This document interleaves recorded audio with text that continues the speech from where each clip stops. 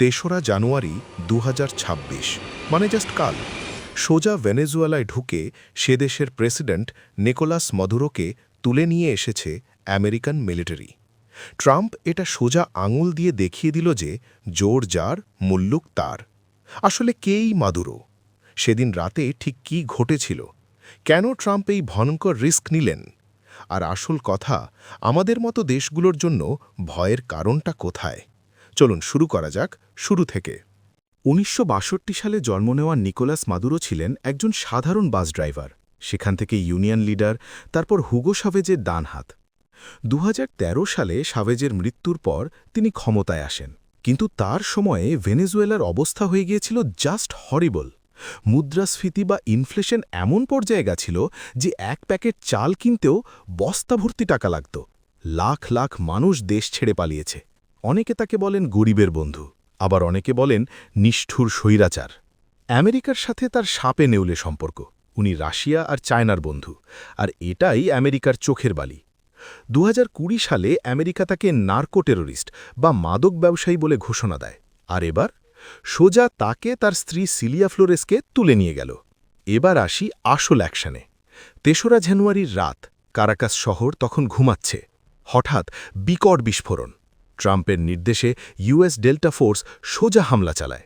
শহর জুড়ে লোডশেডিং, বোমাবাজি, আর এর মধ্যেই মাদুরোর সেফ হাউসের রেড। সিনেমার মতো করে মাদুরো আর তার বউকে প্লেনে তোলা হলো। Destination new York. এখন তিনি ব্রুকলিনের জেলে বসে দিন গুনছেন। সবচেয়ে শকিং পার্ট কি জানেন? ট্রাম্প শুধু মাদুরোকে ধরেই ক্ষান্ত হননি, তিনি ডিক্লেয়ার দিয়েছেন ভেনেজুয়েলার তেলের খনি এখন আমেরিকার কন্ট্রোলে। যতক্ষণ না সেখানে নতুন সরকার আসছে, তেল বেচে ভেনেজুয়েলাকে গ্রেট বানাবেন তিনি।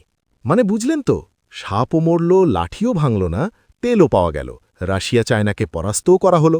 শোনা যাচ্ছে ভেনেজুয়েলার আর্মির কিছু লোক নাকি টাকার লোভে আমেরিকার সাথে হাত মিলিয়েছিল।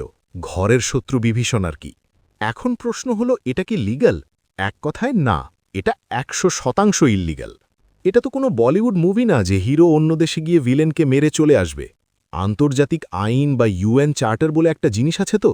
কোনো যুদ্ধ ঘোষণা ছাড়া অন্য দেশের প্রেসিডেন্টকে কিডন্যাপ করা, এটা তো সোজা গুন্ডামি। ট্রাম্প কি কংগ্রেসের পারমিশন নিয়েছিলেন? না, এটা পুরোপুরি গায়ে জোরে করা।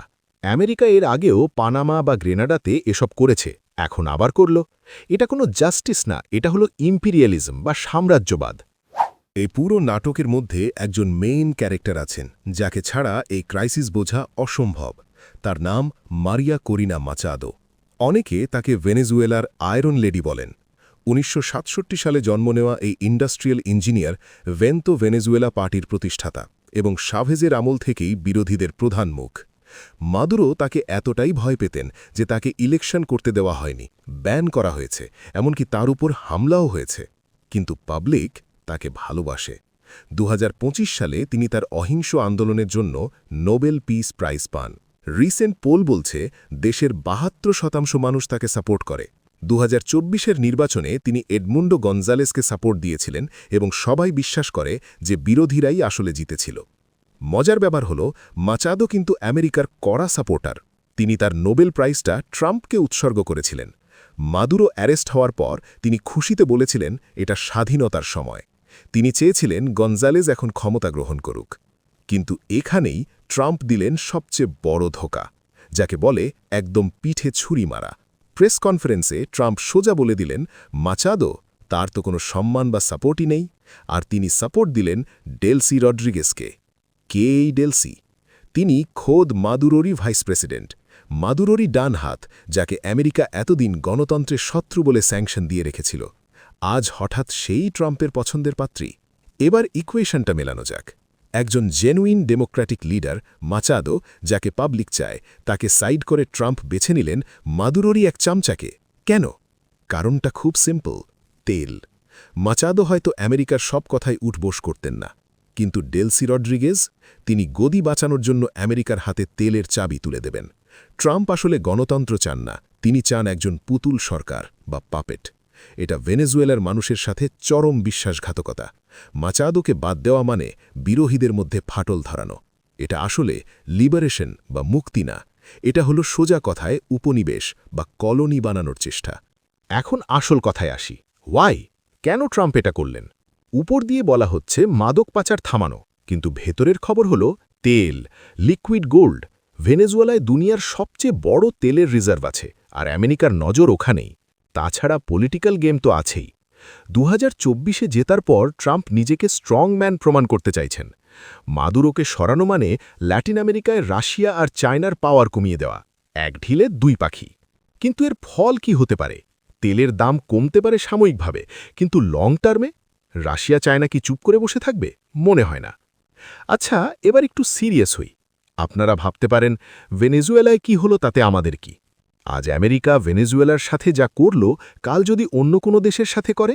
ভাবুন, কাল যদি চীন বা রাশিয়া হুট করে অন্য কোনো দেশের নেতাকে তুলে নিয়ে যায় আর বলে আমরা বিচার করব, তখন দুনিয়ার অবস্থা কি হবে?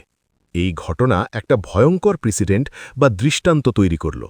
ছোট দেশগুলোর সার্বভৌমিত্ব বা সভরেন্টি বলে আর কিছু থাকল না। ভেনেজুয়েলার তেল বন্ধ হলে বিশ্ববাজারে আগুন লাগবে, জিনিসপত্রের দাম বাড়বে, আর তার ধাক্কা কিন্তু আপনার আমার পকেটেই এসে লাগবে। আর ভেনেজুয়েলার সাধারণ মানুষ? কেউ খুশিতে নাচছে, কেউ ভয়ে কাঁপছে, কারণ এরপর সেখানে সিভিল ওয়ার বা গৃহযুদ্ধ লাগার বিশাল সম্ভাবনা আছে। একটু কল্পনা করুন, সিনারিওটা যদি এমন হয়, ভেনেজুয়েলায় আমেরিকার সৈন্যরা ফেসে গেল, যেমন আফগানিস্তানে হয়েছিল। তখন কি হবে? আর একটা দীর্ঘ যুদ্ধ। আর এদিকে রাশিয়া আর চীন মিলে যদি পাল্টা কোনো ব্যবস্থা নেয়, আমরা কি তৃতীয় বিশ্বযুদ্ধের দিকে এগোচ্ছি? এটা এখন একটা ওপেন কোয়েশ্চেন।